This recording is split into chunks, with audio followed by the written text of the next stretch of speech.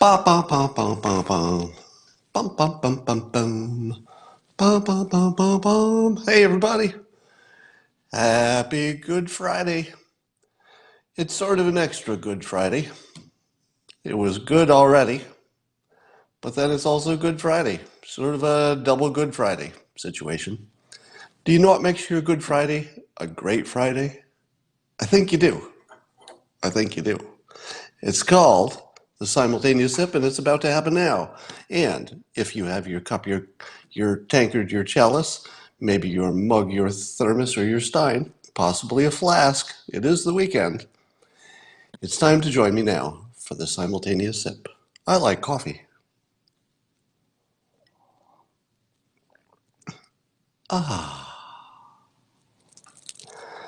Well, I hope you are enjoying as much as I am watching the critics of the president try to spin incredibly bad news for them into incredibly good news. My favorite so far is James Clapper, the least credible person on the planet Earth, who also happened to have been in charge of, intelligence services. I can't think of anybody less credible than James Clapper, except for, you know, well, actually, a lot of non-credible people in the world lately. But Clapper says that the I want to do an impression of James Clapper. It starts with the mouth has to be, and then you got to twitch a lot when you say things that you know are not true. Well, I think it's pretty clear to me that the Mueller report is a roadmap for impeachment.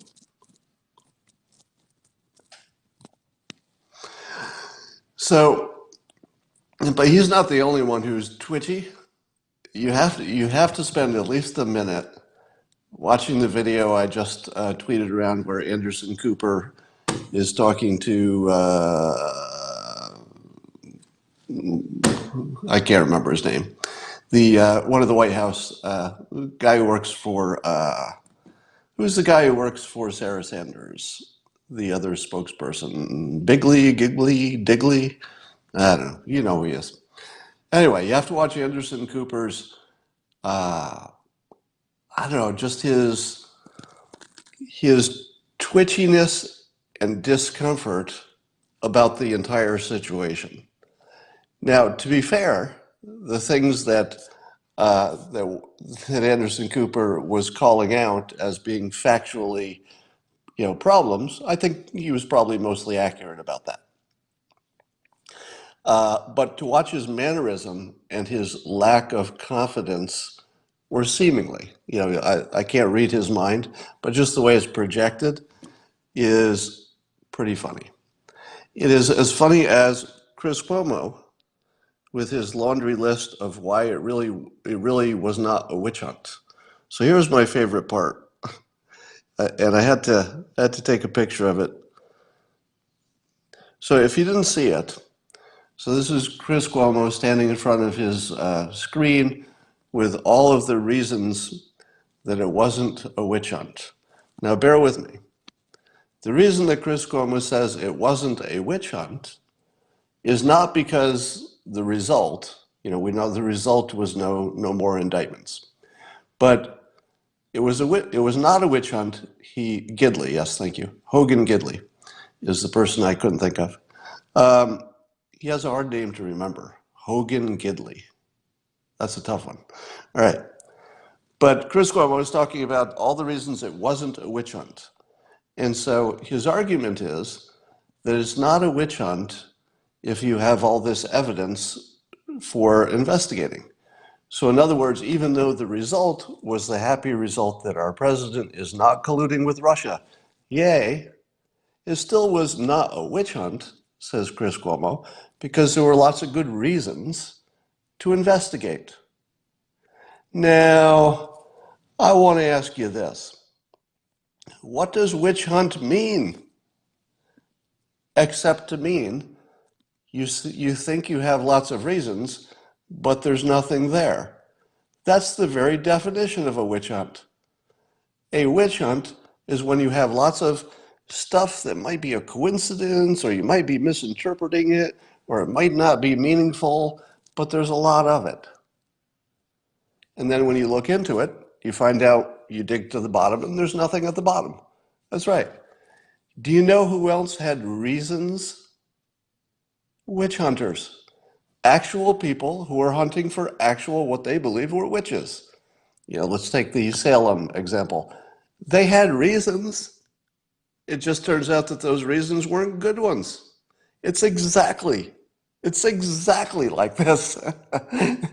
It was people who believed they had reasons because, for example, they'd be talking to a neighbor and the neighbor would say, yes, I came down sick as soon as I talked to the other person you're accusing as a witch. I don't know how that could have happened by coincidence. The whole point of a witch hunt is that you're putting these coincidences together and making something out of them that there isn't. Then Chris Cuomo shows us a whole list of coincidences and unimportant things while arguing that it's not a witch hunt. No, this is what a witch hunt is. It's exactly this. It's you standing in front of a board full of bad reasons. That's exactly a witch hunt. Well, let me get into some of the reasons because they're hilarious. Let me put some context on this first. So all of the alleged reasons for thinking there might have been some collusion, if you look at any one of them, it just dissolves into nothingness. So their argument is, well, it's not about one reason, it's about so many of them. How could there be so many people having a conversation with Russia, or how could there be these tweets, or how could so many people have said this or did this? But here's what's not said. Nobody makes the point that none of them are connected. It's just a bunch of people doing a bunch of different things for different reasons. That's it. People doing different things for different reasons. That's all there ever was. Now, let me ask you this. A lot of it had to do with a Russia connection in one way or another. If someone else had won the presidency, doesn't matter if it was Hillary Clinton or anyone else, if someone else had won this election, would they have lots of Russian connections? If you looked at their extended, anybody who was involved directly or tangentially with the campaign of this other hypothetical president, wouldn't they have a lot of Russian connections? I can't imagine how they would not. So having a lot of Russian connections, a lot of Russian conversations, mostly tells you that Russia wants to make contact with anybody they think can be helpful, anybody they can influence. So you can't really compare the Trump experience in isolation. You'd have to say, what would it look like if it had been someone else? And my assumption is, since Russia is Russia, they would have as many contacts as they could possibly make. So here are some of the things. On Chris Cuomo's list, Trump asked advisors to find Clinton's email. Well, how the hell were they going to find him? Basically he was just saying some version of, I'd sure like to see them. If you can figure out how to get them, see if you can do it. Is that colluding with Russia? Wanting to see the missing emails? Because I wanted to see the missing emails. And I wasn't colluding with Russia. So that's sort of a big nothing. The Trump Tower meeting, that's the second thing on the list. Let me ask you this.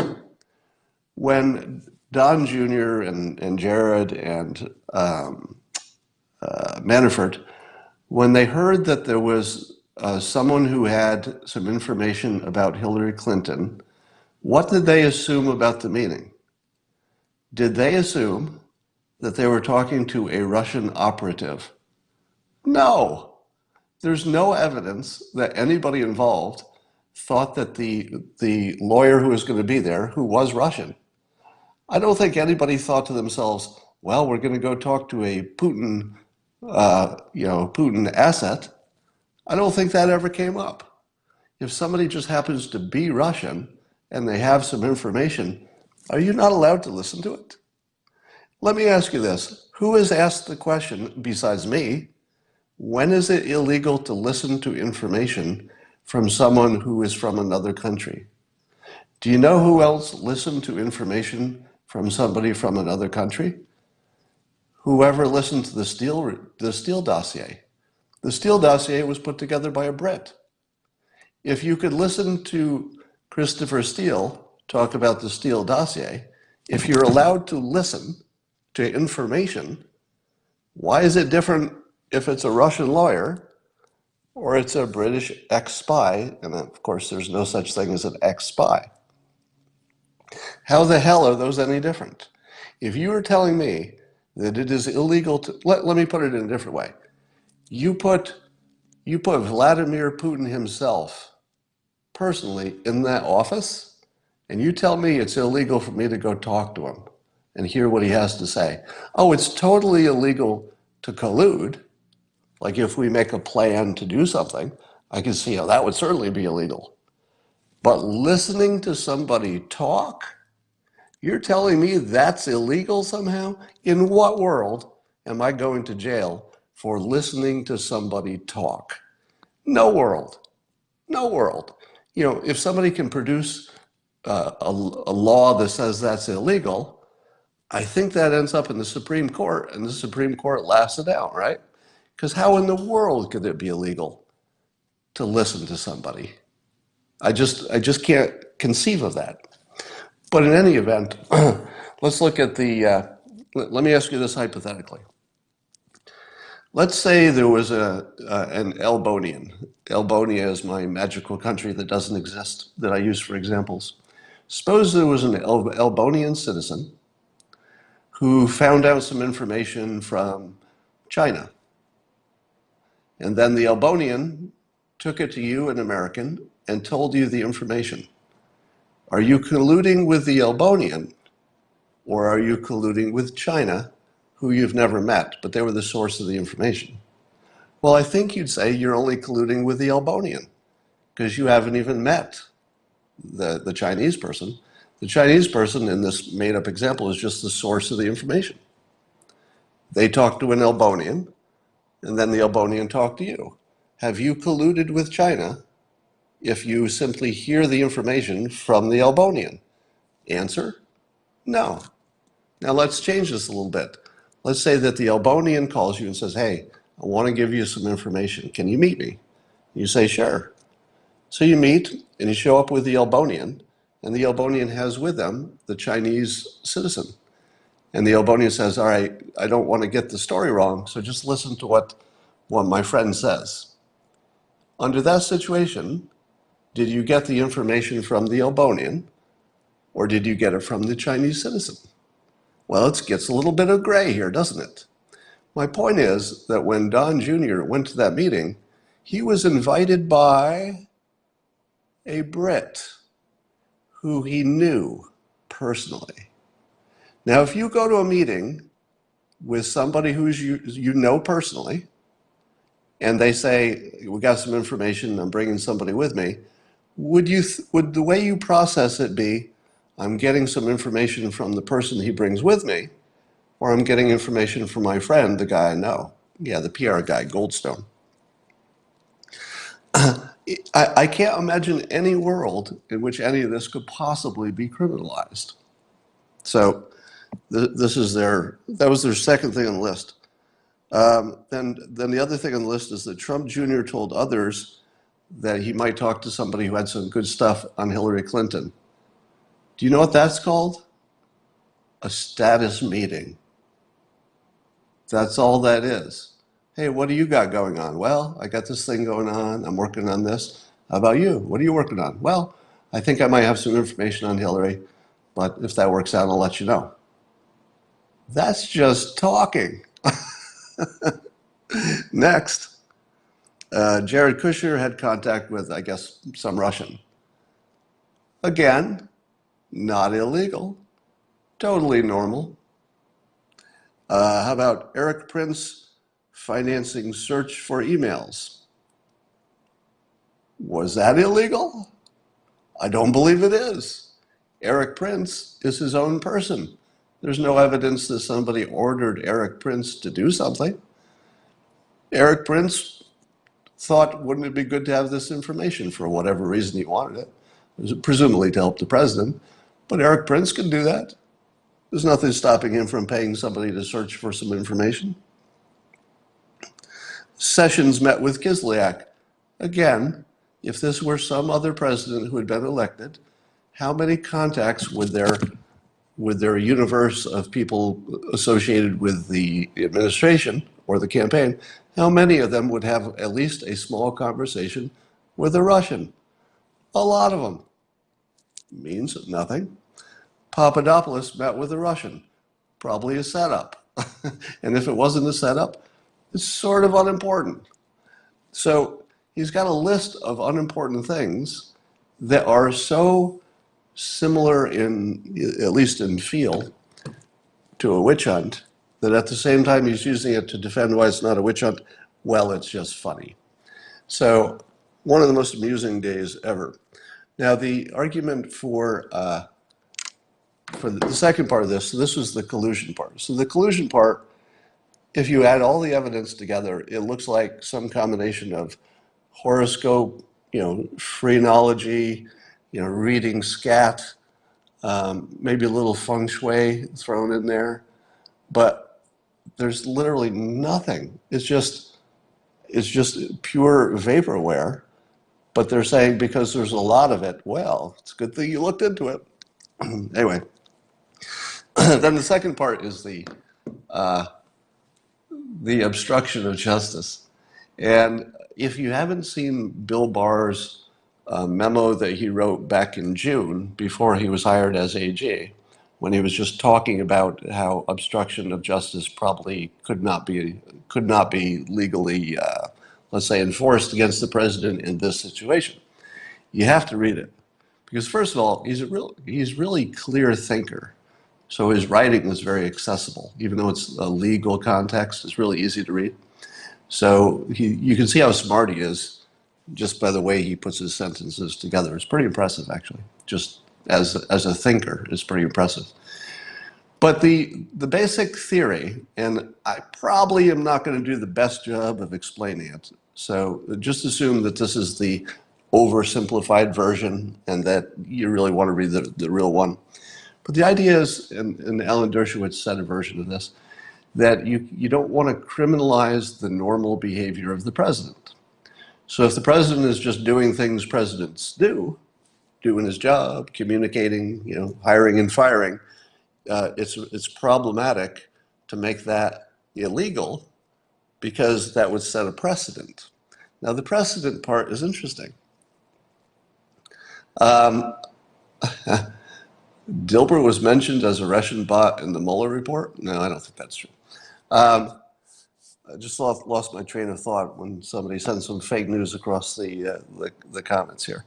So the Barr argument about obstruction is that if you start criminalizing the president doing his normal business stuff, it would be too easy for that to expand by precedent.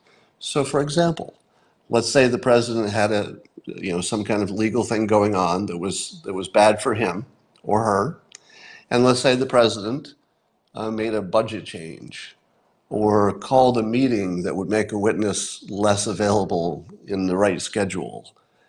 You could imagine all kinds of normal things the president would do that would have a direct or indirect impact on whoever's looking into stuff.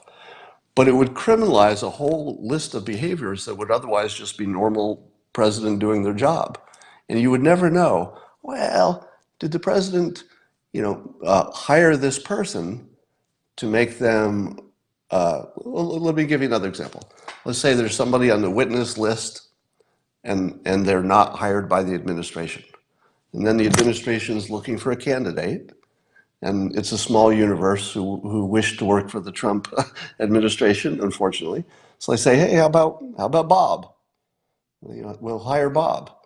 Could they hire Bob if Bob potentially could be a witness for the case? And the answer is, I think, no, because it would look like obstructing justice. Hey, you're trying to influence Bob by giving him a job, just when he might be part of the people who get interviewed for this legal case. Isn't that obstructing justice? And the answer is, you could feel that it's true, but if you made that sort of thing illegal, too many things would be illegal, and then the president just couldn't do the job of a president. Couldn't say things, couldn't do things, couldn't operate in the normal way. It's a pretty good argument. But more to the point, there's no universe in which a sitting president is going to go to jail for attempting to shut down something that president sincerely believes is completely ridiculous. And even Mueller came to the conclusion that Trump sincerely believed that this was a witch hunt. Not Mueller's words, but you get the idea. So, so you notice that the anti-Trumpers have resorted to lawyering their way out of the embarrassment. And what I mean by that is everything you see on CNN is some version of Bill Clinton saying, well, it depends what the definition of is. Right? So for example, Cuomo is arguing, as I just said, about the definition of witch hunt. Does that change anything? If we could agree or disagree that everything we've observed either does or does not fit under the label witch hunt, would that change anything? I don't think it would change anything, would it? Because we're looking at all the base information. We're looking at the facts. We're looking at who did what. Does it matter what word you put on it? If you're arguing about whether the word fits, you're really arguing about the definition of is. You're not really arguing substance. Likewise, you see them arguing, the definition of collusion and conspiracy, the definition of obstruction. Yeah, the difference between spying and surveillance. Does that matter? Does anybody think that which word you apply to it in any way changes the underlying facts, which we're all at least a little bit aware of? My cat is visiting me here. I know you like to take a look. So here's Boo. Say hi, Boo. All right. And here's my favorite one. So this is another Chris Cuomo. So Chris Cuomo is trying to create a new category of badness. You could argue it's an existing category. And the category is things which are not illegal. All right, this is Chris Cuomo last night. Things which are not illegal, but that you shouldn't do. It's not illegal, but you shouldn't do it. Now, is that a standard that anybody should be held to? I've said this before, but when you hear the word should in an argument, it means that they don't have reasons. When people have reasons, they say, no, if you do that, somebody might die. If you do that, it might run up the deficit. If you do that, it might be too complicated. Those are reasons. If you do that, someone might go to jail. If you do that, Russia might influence our elections. If you do that, you might get fired. That's what reasons sound like. Here's what isn't a reason. Well, it wasn't illegal, but you shouldn't do it. It's a whole bunch of things you shouldn't do. You should not do those things. Where's the reason? Where is the reason? Give me a reason, Chris. Just give me a reason. Now, the implication of the word shouldn't is that there's something unethical or weaselly or could have some sort of indirect bad effect. What would that be? Let's look at his list. Which are the things one shouldn't do? Should Trump not have asked his advisors to find the emails? Remember, he didn't ask his advisors to break any laws.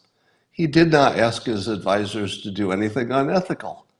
He just wanted to see if they had sources, maybe somebody could find those emails. Do you know who else does that? The press. That's what the press does. So Trump asked his staff to do the same thing that the Washington Post and the New York Times would do if they could do it.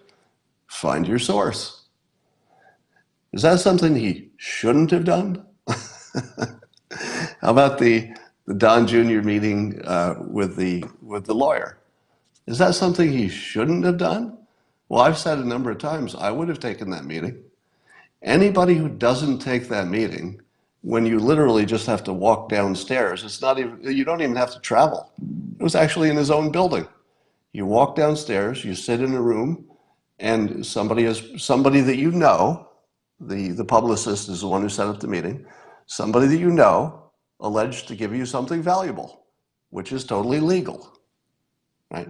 Now, if he had received something of value from a Russian national, you could argue that if it had been of value, he would have had to report it and maybe take into account that it had some kind of monetary value. You could argue that, but it never got to the point where anybody had to make that decision because they didn't have any information. So is that something you shouldn't have done? I would say the opposite. You absolutely have a good reason with a risk reward that makes complete sense, that maybe there's some good information, and all you have to do is walk downstairs and maybe you could get it. And if something comes out of that that maybe is a state secret or the FBI needs to be involved, well, then maybe you let them know. Why say adoptions? Yeah, so there's a lot being made of the fact that a number of people had a story that did not match the original story. In my guess, and I don't know, and I don't need to know, and it doesn't matter to anything important, I don't know why so many people told a different story from what happened. Because you have to think that in almost all of these cases, the real story was easily discoverable, and they must have all known that. So I could throw out some speculation. The first thing I would say is that it's all different reasons. Probably none of the people who said something that turned out not to match the facts, probably none of them had the same reason. Some of them just didn't remember. Maybe some of them thought it was so trivial, it wasn't worth mentioning. Maybe some of them thought, oh, I just don't want to have to deal with this. It was so minor, I'll just act like I forgot it. Because nothing good could come from bringing it up. I don't want to spend a lot of time explaining why I had a 2-minute conversation with a Russian about nothing. It's trivial. I'll just not write this one down. And if it comes up, then I'll deal with it then. So it's probably a combination of a bunch of different reasons, everybody having their own reason. You don't need to know why anybody did it. It doesn't matter. It's not relevant to the main charges. All right. One of the things that CNN is trying to push is that and their pundits, let's say, is complaining that the way Barr communicated demonstrates his bias. So they're saying that the way Barr framed the Mueller report before anybody saw the details is evidence of his bias. At the same time, Anderson Cooper was defending CNN's on-air talent, including himself, by saying that they had never made any claims that the president was guilty of any collusion, and that they had never made any claims that he was guilty of anything. They had simply brought on lots of pundits who made various claims, including those. So he was saying, well, we as the professional staff members of CNN have never made a claim that the Mueller report debunks, because we simply never made those claims. Now, can you say that bringing on an army of pundits who have the same opinion and are blaming the president of being a Russian agent is not an intentional bias, because communication is not just what you say, it's how often you say it and how many people are saying that versus how many people are saying the other. Volume matters. If you have 100 people saying he's a Russian agent and you bring on one person who says, well, I don't think so, you can't really say, but I, the host, who invited 100 people on to say the same thing, well, I never said that. That's not my opinion. It's only the opinion of the 100 people I chose to have as my guests. I can see there's a difference. I recognize that difference.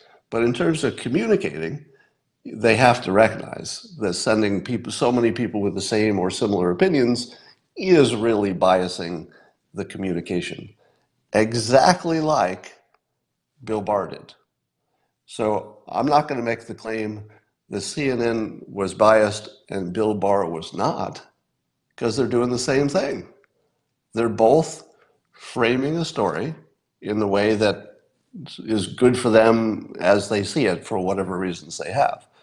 Now, if you're the Attorney General of the United States and a United States citizen, even if it's not the president, a United States citizen is investigated to this degree and you can't find anything that is a crime or even really close, let's be honest, there was nothing in the Barr report that was close to being a crime. The CNN's reporting that it was because you had all these instances, but the instances were not evidence of crimes. They were simply things that were worth looking into. Having 10 things that are worth looking into is zero evidence, because any one of them, if they had been shown to be meaningful, would have been proof of a crime. Any one of them. None of them were. They were simply things they looked into. So under those situations, if the Attorney General does not say something very much like Bill Barr said, I would say he's not doing his job. Because if somebody has not been found guilty after that much looking, you should go in front of the world and say, no evidence of anything bad has been found. I mean, you should frame it exactly the way Bill Barr did, because that is the presumption of innocence. It's one of the most basic elements of our civilization, presumption of innocence. So of course Barr, let me put it this way, of course Barr should have been showing bias. He should have, I'm using the word should, it's better that Bill Barr showed a bias toward the person who has not been found guilty, no matter whether it was the president or anybody else. Wouldn't matter who it was. That is the bias you would want from your Attorney General, because that's the bias that we prefer as a civilization. All right. So what's interesting about the Mueller report? Well, a lot of things. But the way people process information is that the public will remember something like 10% of this whole situation. So those of us who are following things closely may remember a lot more. But the public, the ones who are going to vote, they might remember about 10%. One of the things they're going to remember is very misleading. One of the things they'll remember is that Mueller could not reach a decision on obstruction of justice. The way the public will process that, because remember, they're not going to remember all the details. They're just going to pick out, 10% that stood out to them. They will remember that Mueller couldn't decide. And do you know how the way that they will process that is that there was plenty of evidence. That didn't happen. There were plenty of situations, and there were lots of complicated legal things to be decided. But the reason that Mueller left it to Barr probably had to do more with the bigger picture issues and precedent and the sort of the big picture Supreme Court kinds of stuff. You guys make shit up so much, it's infuriating. I'm not sure which is you guys, But I think you can see that both sides are pretty sure that the other is hallucinating, which is interesting. I think that's most of what I want to talk about. Oh, the other funny thing is that pro-Trump people who are going on TV are saying that the president has been totally vindicated and found innocent, and the anti-Trumpers are trying to say, no, no, no, Mueller did not say he's innocent. He simply said, we investigated him down to the molecular level and could not find anything that looks like a crime. I won't say looks like, couldn't find any crime. Now, that they were willing to commit to being a crime. Now, is there a difference between investigating somebody down to the molecular level and finding no crime and declaring they're innocent? Well, yes, there's a difference. I'll give you that. I acknowledge. Those are not exactly the same. But aren't they? Aren't they? Because you know who else has not been cleared of colluding with Russia? Me. Nobody cleared me of colluding with Russia. I have not been cleared of that crime. Therefore, technically, I'm not really innocent, am I? I'm simply a person who has not been investigated. How about Anderson Cooper? Is Anderson Cooper found innocent of colluding with Russia? Because we've all watched him collude with Russia for 2.5 years.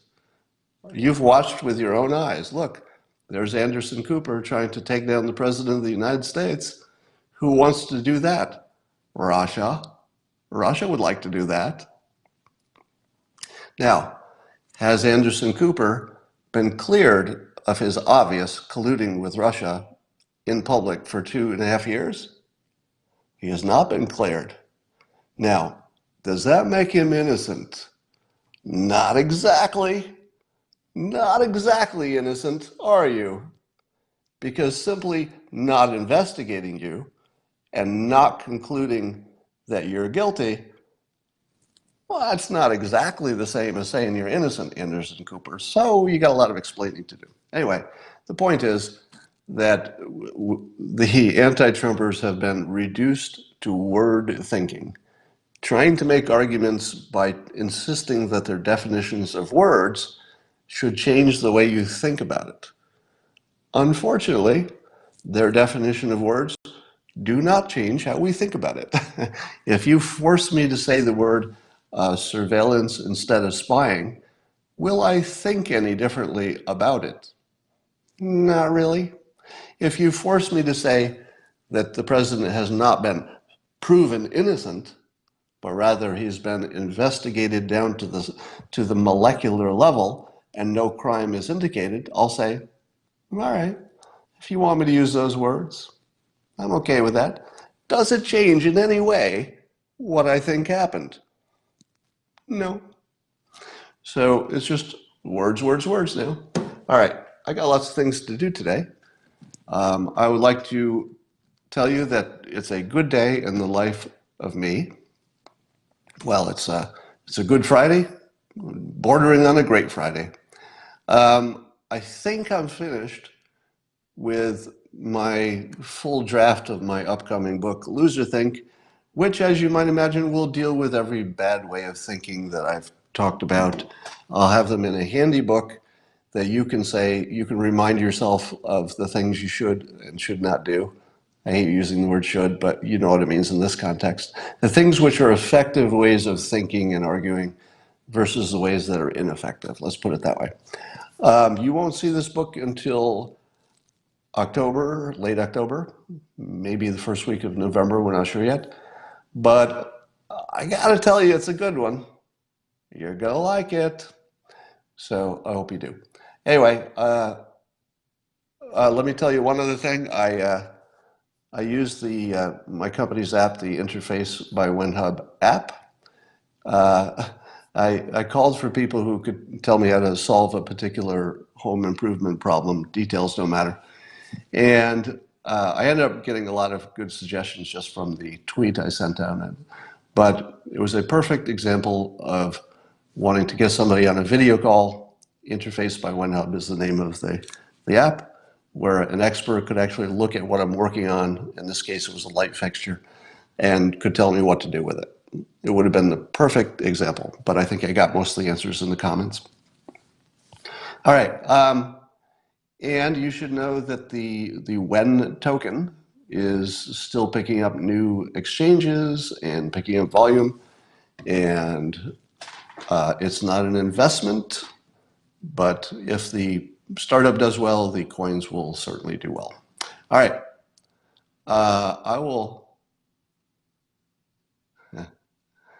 I